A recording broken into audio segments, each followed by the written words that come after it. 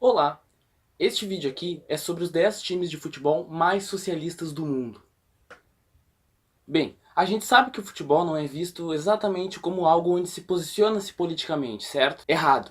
Quem acha isso é desinformado e provavelmente nunca leu este livro aqui, Ideologia do Poder, de Roberto Ramos. Ele trata, entre algumas outras coisas, de como a mídia, os grandes jornais, as grandes corporações usam do futebol para, digamos assim, deixar os operários amorfos. Ele traz dados, estatísticas, marcações sobre como o futebol influencia na vida das pessoas, tentando deixar sempre os trabalhadores dentro do pão e circo. No caso, o futebol e circo. Mas nós temos outros exemplos de posicionamento político no futebol.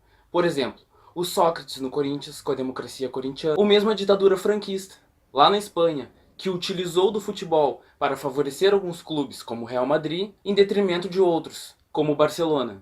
Mas, aliás, como um time de futebol se torna exatamente socialista? O time tomou os meios de produção? São os jogadores que mandam nas finanças e no dinheiro do clube? Algumas vezes sim. Mas isso advém da história dos fundadores do clube, da militância política de uma parte da torcida, em alguns casos, da própria diretoria do clube mesmo. Enfim, hoje eu vou apresentar uma lista feita por nós do PSOL Fortalecer Viamão, elaborada com bastante estudo, dos 10 times de futebol mais socialistas do mundo. Vamos lá. Em 10º lugar, Chacarita Juniors, da Argentina. Fundado em 1º de maio de 1906, data coerente, não? Foi criado por um grupo de jovens da 17ª seção do Partido Socialista Argentino, numa biblioteca anarquista de Buenos Aires. As 3 cores do clube, o vermelho, o branco e o preto, podem ser entendidas de várias formas. O vermelho pode advir da própria cor da Internacional Socialista, o branco da paz e o preto por causa do clube ter sido fundado perto de um cemitério e esse ser a cor do luto. Mas o preto e o vermelho, eles podem ter uma posição posterior também a ver com o antifascismo. Em 9º lugar, Argentinos Júniors. Segundo o próprio site do clube, a princípio del siglo XX, um grupo de jóvenes del bairro de Villa Crespo, imbuído de ideias socialistas e inspirados em os sucessos del 1º de maio, que dieron lugar al Día Universal del Trabajador.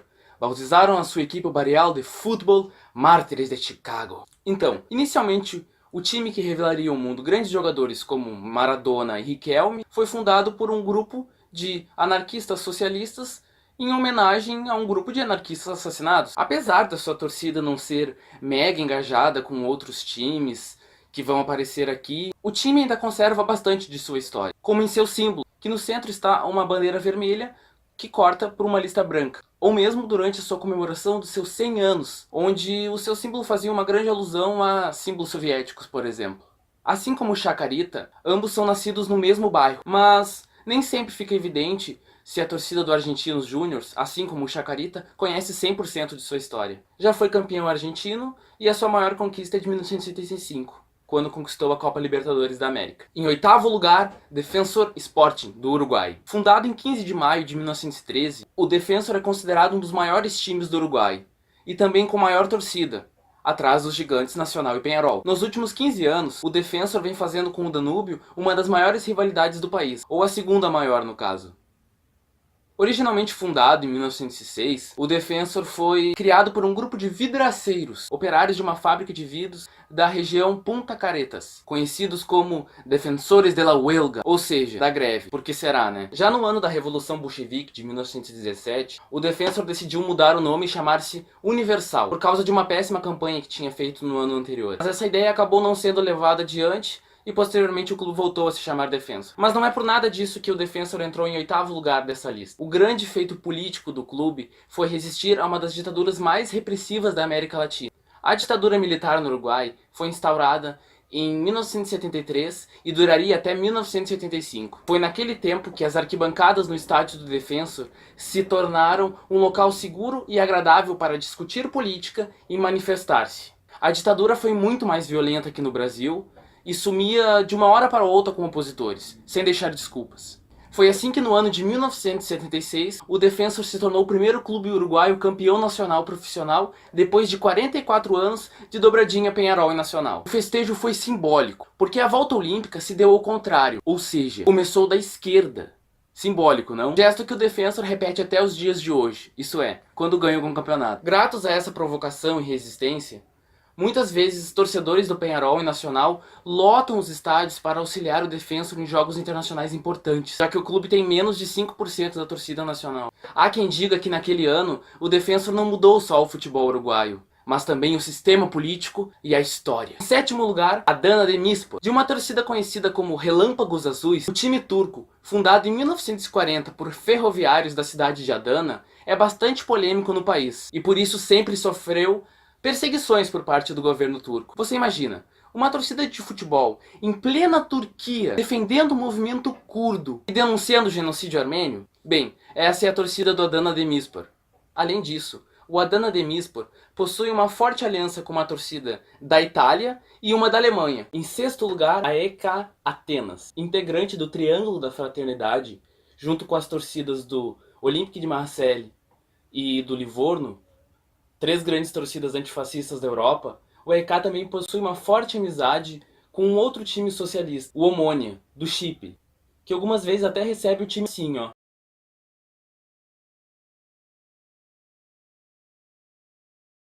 Criado em 1924 por trabalhadores da Turquia, afinal todos sabemos que os gregos amam o esporte, certo?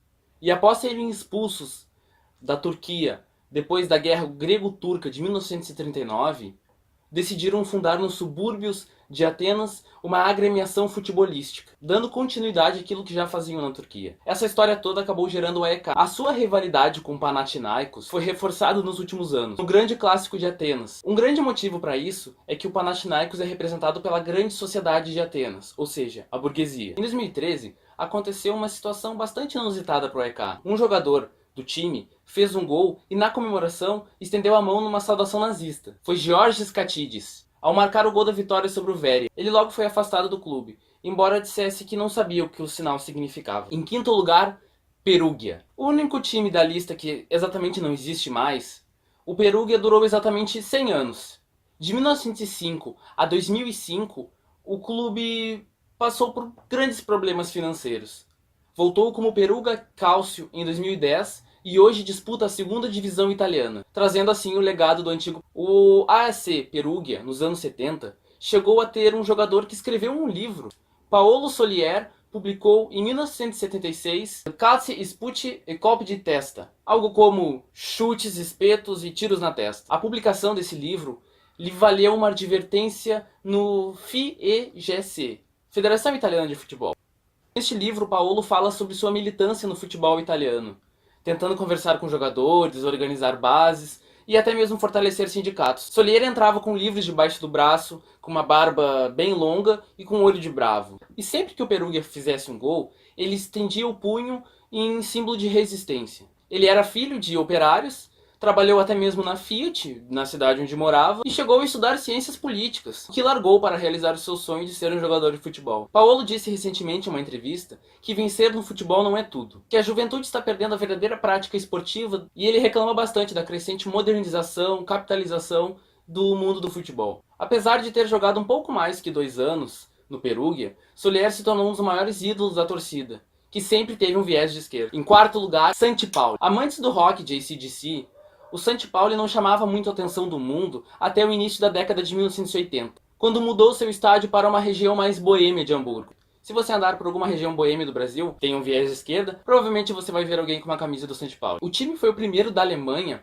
a não permitir que torcedores neonazistas entrassem no estádio. A partir dos anos 70, o clube entrou várias vezes em decadência, sem dinheiro e quase ficou sem existir. Assim, a solidariedade dos torcedores, vendendo até mesmo pedaços da grama do campo, levaram o St. Pauli a se reerguer, muito pelo amor de sua torcida, que leva uma paixão intrínseca do bairro com o clube, quase como se clube e bairro fossem a mesma coisa. E talvez seja. Outra coisa muito interessante é como a diretoria lida com os torcedores do clube. Muitas coisas são decididas em diálogos com a própria torcida, que geralmente se encontram em reuniões onde todo mundo fala. Não são poucas vezes que essa torcida, misturando muito rock e cultura alemã, faz belas manifestações nas arquibancadas. Em 2010, o seu diretor era ninguém menos do que Korn Littmann, um alemão assumidamente homossexual e também diretor de teatro. Algo realmente inusitado para o futebol. Terceiro, Red Star. Este curioso time francês, que hoje disputa a segunda divisão, é um clube clássico de Paris. Já ganhou 5 vezes a Copa da França, e foi campeão 2 vezes da segunda divisão. Foi fundado por ninguém menos que Jules Rimet, aquele mesmo, do drible, um dos grandes pioneiros do futebol. Apesar de ter sido fundado em 1897, muito antes da Revolução Bolchevique, é sempre bom lembrar que foi em Paris que ocorreu a primeira grande revolução socialista, ou o grande primeiro Estado socialista, que foi na Revolução de 1871, onde foi instaurada a Comuna Francesa, que durou cerca de 2 meses. Não se sabe ao certo se o símbolo do clube, uma grande estrela que dá jus ao nome, é ligada ao ideal socialista. O certo mesmo é que a sua torcida é fundamentalmente ligada aos ideais de esquerda. Há até mesmo a história de um ex-jogador muito ligado aos ideais antifascistas que fez história no clube. Hoje possui até um memorial na entrada do estádio. O Rino de la Negra.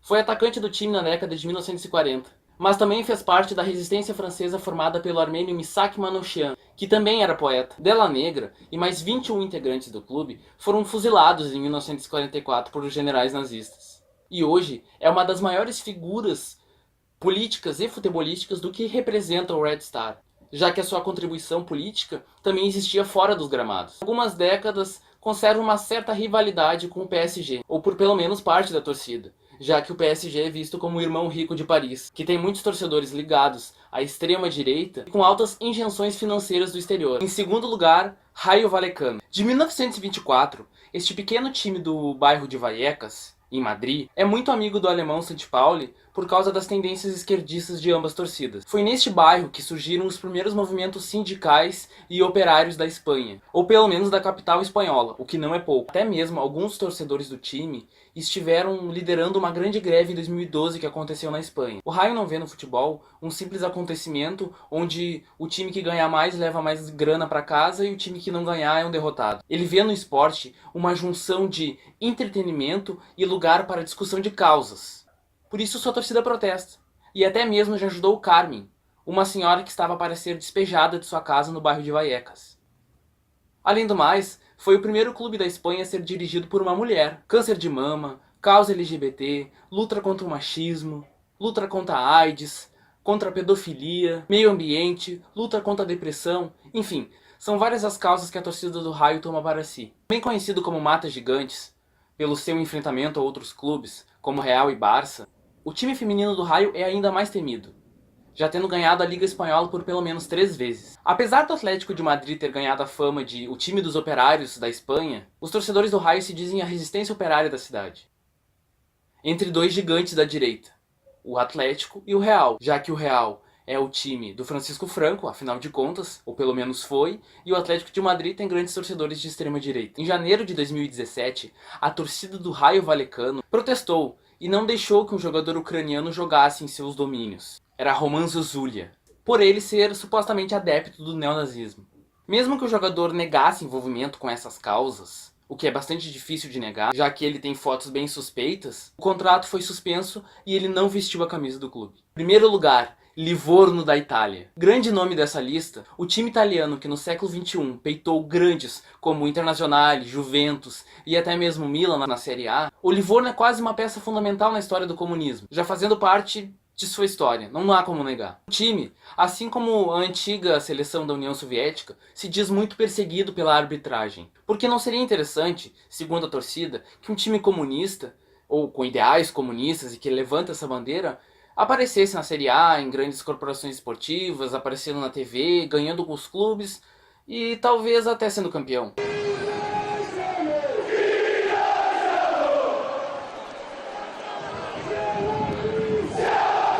Não seria interessante, simplesmente não seria. E de certa forma a torcida do Livorno tem realmente o porquê reclamar disso. A Série A italiana, que é tão divulgada no mundo pela televisão, passa no Brasil e passa em diversos outros lugares do mundo, ainda mais num país onde se teve presidentes bastante conservadores e onde a figura do Berlusconi, grande milionário italiano, ainda se faz muito presente na política. Mesmo que a distância entre o Livorno e a Lazio, time de Roma, seja de quase 400 quilômetros, ambos possuem uma rivalidade muito poderosa, pela torcida da Lazio ser ligada diretamente ao nazifascismo e a do Livorno ser totalmente comunista. E diferente do que dizem alguns figurões por aí, né, nazismo e comunismo nada a ver. Para piorar a situação, a Lazio utiliza uma águia no seu símbolo, que faz uma homenagem ao Império Romano, aquele que o Mussolini queria recuperar para construir a nova Itália. A torcida da Lazio costuma dizer que o Mussolini torcia para a Lazio, o que não é verdade. já que na realidade Mussolini torcia para o Bolonha. Fundado em 1915, 2 anos antes da Revolução Bolchevique na Rússia, o Livorno diz: quem não é comunista não torce para o Livorno. E para se entender esse engajamento político do Livorno, algo que no futebol não tem nada parecido em proporções no Brasil, é preciso se entender a história da cidade do Livorno. Ela foi uma grande resistência antifascista contra o governo autoritário do Mussolini. Foi também em Livorno que foi fundado o PCI, o Partido Comunista Italiano, o primeiro da Itália, após uma cisão do Partido Socialista Italiano, liderada por Amadeo Bordigia e pelo renomado Antonio Gramsci. Por ser uma cidade portuária e estar ali com vários navios de várias outras cidades, Livorno acabou se tornando um conflito de ideias. Então chegava do exterior coisas muito facilmente que não chegavam em outras cidades da Itália. Aí a sua facilidade em assimilar novas ideologias, novos conceitos e a própria pluralidade racial da cidade. Na época da Segunda Guerra Mundial, muitos torcedores e até mesmo alguns jogadores do Livorno fizeram parte da resistência italiana, que contava com comunistas, socialistas, liberais, bolcheviques, católicos, cristãos de todos os tipos e até mesmo monarquistas. Enfim, essa foi a lista elaborada por nós. Espero que vocês tenham gostado. Esse vídeo tem o intuito de mostrar que o futebol não é só um esporte que fica dentro dos gramados. E mostrar para o militante de esquerda mesmo, que acha que o futebol é o ópio do povo, que ele também pode ser lugar de pluralidade. E que, como qualquer outro esporte, ele pode ter sim construção política. O próprio Gramsci dissera uma vez que o futebol era o reino da lealdade humana exposto ao ar livre. De forma a celebrá-lo, claro. É evidente que outros times poderiam estar nessa lista no lugar de outros, e que a lista poderia, claro, ser considerada duvidosa. Mas nela, tentamos abranger o maior número de lugares do mundo e o maior número de times diferentes. Muito obrigado pela atenção e até a próxima.